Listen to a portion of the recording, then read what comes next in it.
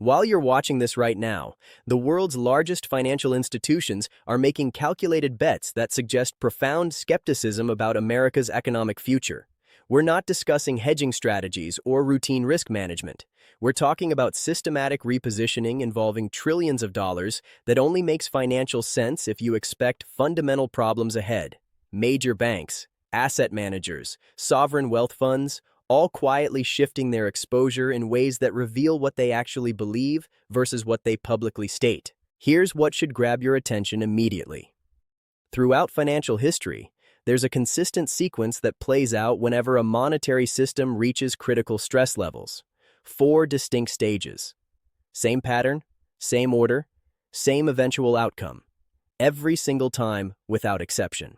And right now, early 2026, we're deep into stage 3. The stage where insiders recognize mathematics no longer supports the system, where they quietly reposition while maintaining public confidence, where actions contradict words. Let me show you this pattern using 3 historical examples separated by centuries and continents. Different technologies, different political systems, different economic structures, but identical pattern, identical progression, identical ending. Once you see it, you can't unsee it. Stage 1. Foundation establishment and trust building. The system creates credibility. Institutions become unquestionable. Money flows freely because participants believe the structure is sound and the authorities are competent. Confidence reaches levels where questioning seems almost treasonous. Stage 2. Expansion through leverage and monetary expansion. The system discovers it can create claims faster than it creates actual value. Debt explodes. Asset prices disconnect from underlying fundamentals. Everyone appears wealthy on paper, but the foundation is deteriorating. The people managing the system understand this increasingly, but momentum carries everything forward. The party continues because stopping would expose the problems immediately. Stage 3. Loss of control and elite exodus. We're here currently. The people with access to the best information realize the mathematics broke down. They can't announce this publicly because that would trigger immediate collapse. Instead, they methodically move their wealth to safety. They establish positions that only profit if the system they publicly defend actually fails. They exit while telling everyone else to stay invested. Stage 4. Systematic collapse and restructuring. The inevitable conclusion where reality overtakes narratives, where debt can't be serviced at any reasonable cost, where currency credibility evaporates, where the entire architecture implodes and rebuilds on different terms. This isn't speculation. This is documented pattern observed across centuries. Let me prove it with specific examples. Amsterdam, 1630s. The Dutch Republic dominated global commerce like no empire previously. The Dutch East India Company became the most valuable corporation in human history, worth over $7 trillion in adjusted terms. Stage 1 complete, foundations solidly built, trust absolutely established. Capital flooded in from across Europe seeking returns. Then came extraordinary speculation. The Dutch identified tulip bulbs not merely as botanical specimens, but as financial instruments capable of infinite appreciation. By 1636, a single rare tulip bulb cost more than a luxury Amsterdam residence. People mortgaged houses to purchase flower contracts. The entire economy became a leveraged wager on continuing tulip appreciation. Sounds utterly insane. It was utterly insane. But here's the critical detail. The Dutch financial elite recognized the insanity. We possess historical records, private correspondence from Dutch banking houses in 1636. They were systematically liquidating their tulip positions quietly, without public announcements. While actively promoting tulips to everyone else as the future of wealth accumulation, they knew the collapse was inevitable. They positioned for it, while advising others to buy more aggressively. Stage 3 confirmed. Elite repositioning while masses stayed fully committed. February 1637. The tulip market collapsed in 1 week. Fortunes evaporated overnight. Individuals who were wealthy Monday morning were insolvent by Friday afternoon. The Dutch financial system never recovered its absolute dominance. Within 3 decades, Amsterdam lost its position as the world's financial center to London. The Golden Age terminated permanently. Stage 4 delivered precisely as the pattern predicted. But you're thinking, that was flowers. That was Dutch peculiarity. That could never happen to a genuine empire with real power. Let me show you what happened to the greatest empire Earth had witnessed. London, 1920. The British Empire controlled a quarter of the planet's surface. The pound sterling served as the world's reserve currency. Every major trade settlement occurred in pounds. Britain's financial system was considered permanently unshakable. The sun never set on the British Empire. This was accepted fact, natural law, permanent reality. Stage 1 locked in completely. Total global dominance, absolute trust in the system's permanence. Then Britain made a catastrophic decision.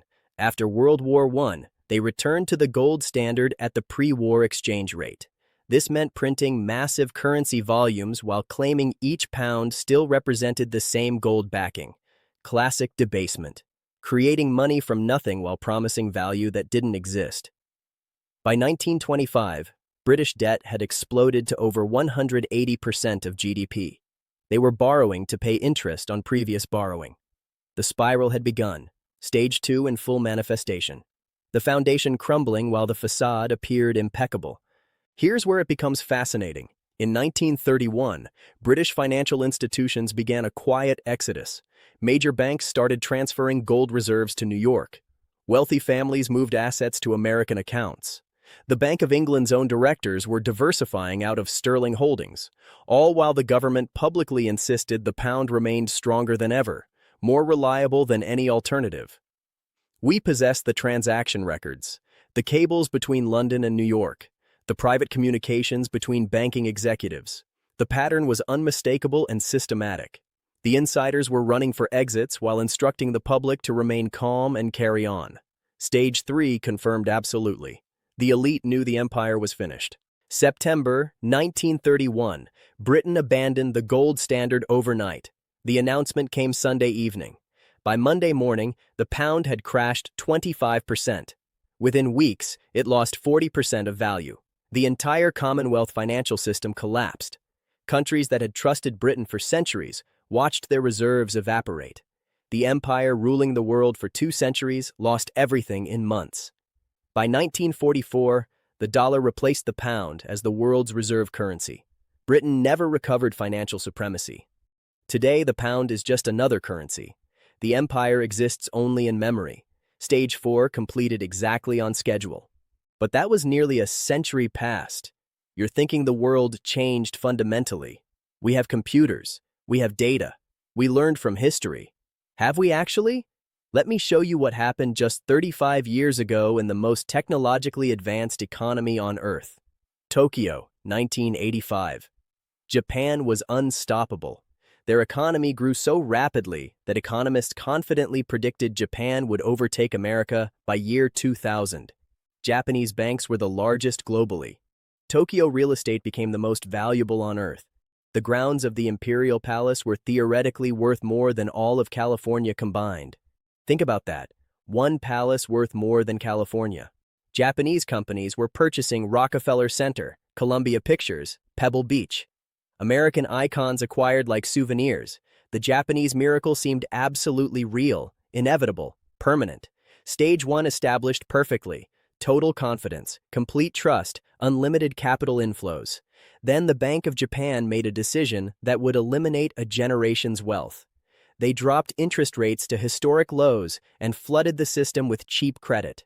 Japanese corporations borrowed trillions of yen purchasing assets. Stock prices tripled in 4 years. Real estate prices quintupled. A single square meter of Tokyo office space cost $50,000. The entire economy leveraged 20-to-1 on assets having no fundamental value justification whatsoever. Pure speculation backed by debt, backed by nothing. Stage 2 reached terminal velocity by 1989. Every warning signal flashing, but the momentum was too powerful to stop. Here's what happened next. In late 1989, Japan's largest banks and trading houses began selling domestic assets quietly. No announcements, no press releases, just systematic liquidation.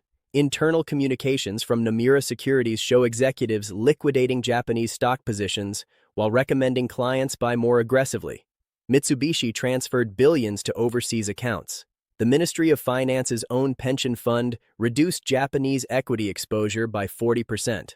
all while publicly projecting absolute confidence, all while assuring the Japanese people the miracle would continue indefinitely.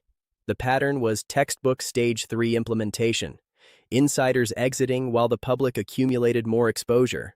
January 1990, the Nikkei crashed, lost 60% in 18 months. Real estate collapsed 70% over the following decade. Japan entered 30-year economic stagnation. They still haven't escaped. An entire generation lost wealth, retirement, future prospects. The Japanese miracle terminated permanently. Today, Japan's stock market barely returned to 1989 levels. 35 years of going nowhere, an entire lifetime of destroyed wealth. Stage 4 delivered precisely as history predicted.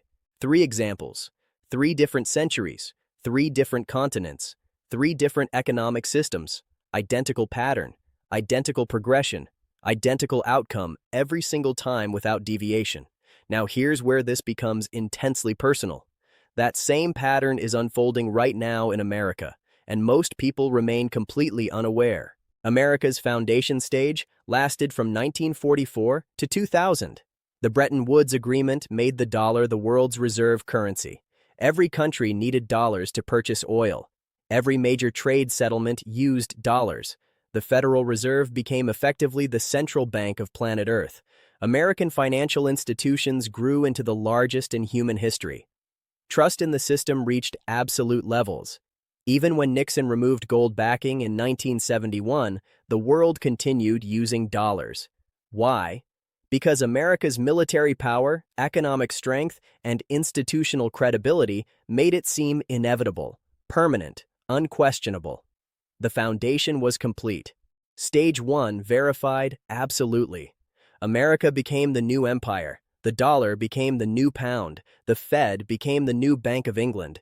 History repeating itself, but nobody noticed the pattern. 2000 to 2022 represents where mathematics started breaking, where lies started showing, where the foundation started cracking. The Federal Reserve's balance sheet in 2000 was approximately $500 billion. That's the amount of money they had created and injected into the system. By peak in 2022, it hit nearly $9 trillion, an 1,800% increase in 22 years. They created 18 times more money than existed at the turn of the century. U.S. national debt in 2000 was $5 trillion.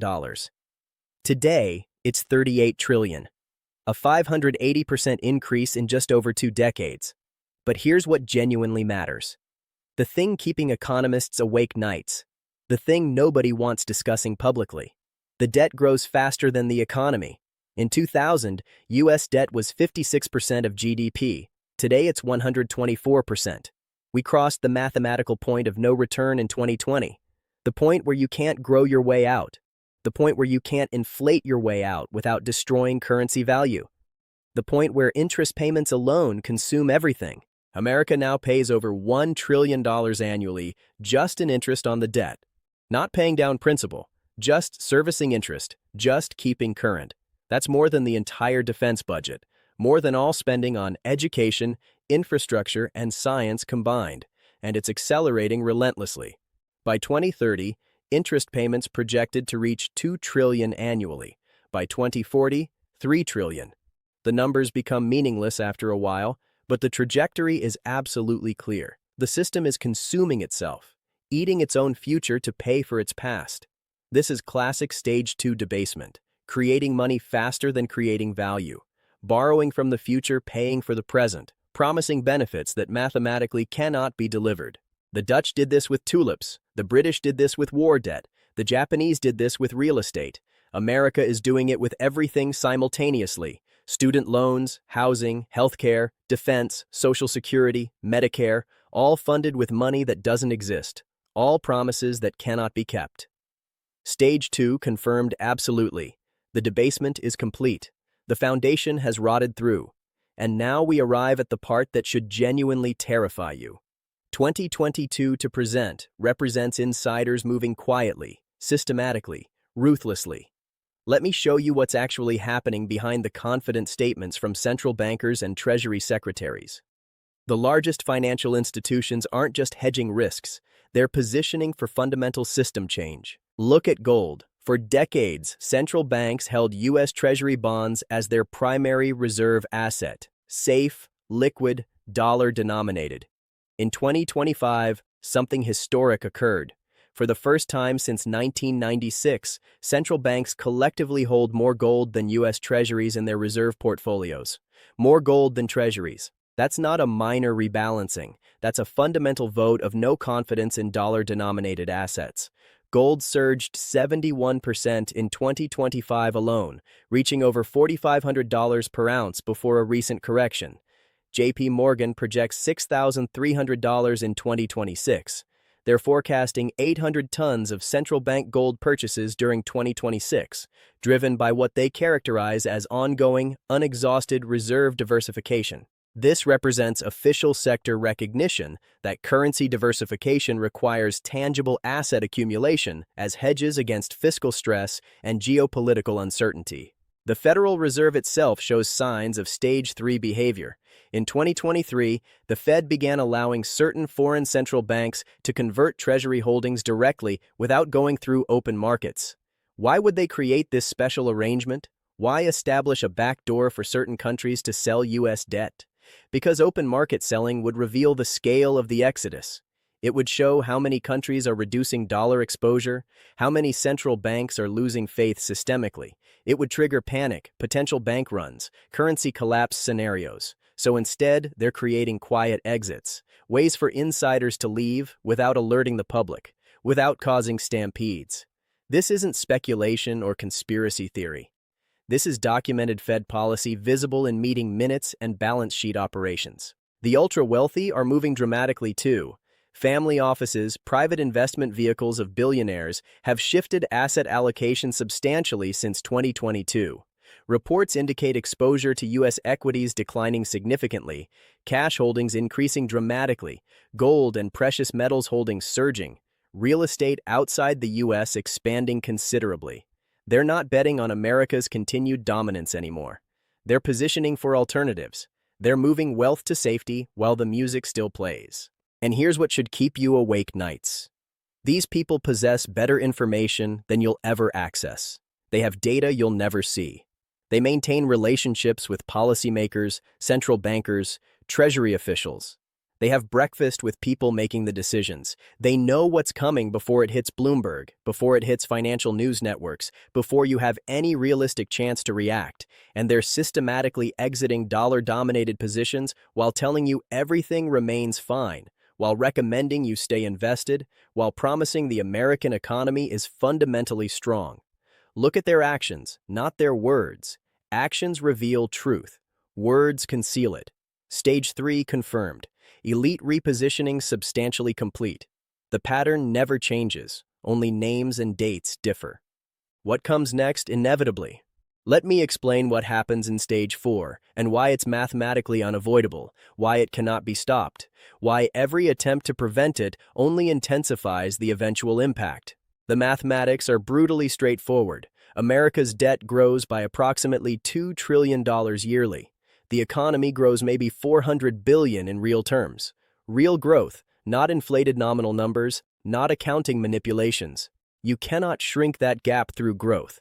The mathematics don't work. You'd need 8% GDP growth annually for a decade. That's not happening. That's never happening under current structural conditions. You can't tax your way out because the wealthy already repositioned their assets. They hired the best accountants, the best legal minds. They found every possible loophole, every offshore structure, every tax-advantaged arrangement. And even if you could somehow tax them, even if you could confiscate 50% of billionaire wealth immediately, it would barely make a dent in the debt. It would fund government operations for maybe 6 months. Then what? You can't cut spending meaningfully because 70% of the budget represents mandatory entitlements: Social Security, Medicare, Medicaid, interest on debt. That's locked in legally. You cannot touch it without breaking promises to hundreds of millions of people who plan their lives around these commitments. That leaves exactly one option, the only option available when governments reach this point historically. Devalue the currency. Print money to pay obligations. Inflate away the debt.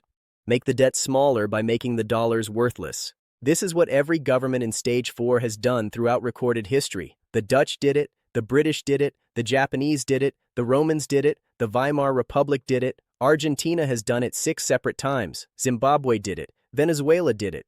It's not a policy choice, it's mathematical inevitability.